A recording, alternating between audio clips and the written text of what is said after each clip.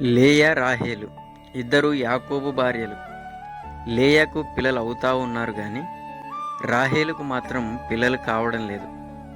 రాహేలు తన అక్క మీద అసూయపడి తన భర్త దగ్గరకు వెళ్ళి, నాకు పిల్లలనిస్తావా లేదంటే సావమంటావా అని అంది.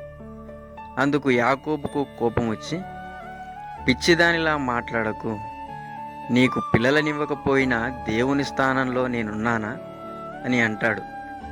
దీనివలన మనకు అర్థమయ్యేది, పిల్లలు కలగడానికి కారణం స్త్రీ పురుష కలయిక మాత్రమే కాదు, దానికి దేవుని అనుగ్రహం ఉండాలి.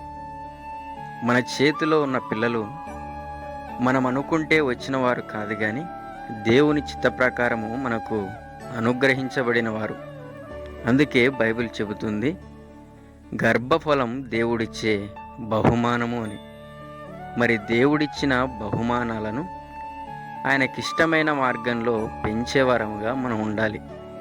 అందుకే బైబిల్ చెబుతుంది, బాలుడు నడవవలసిన త్రోవను వానికి నేర్పుము, పెద్దవాడైనప్పుడు వాడు దానిలో నుండి తొలగిపోడు అని.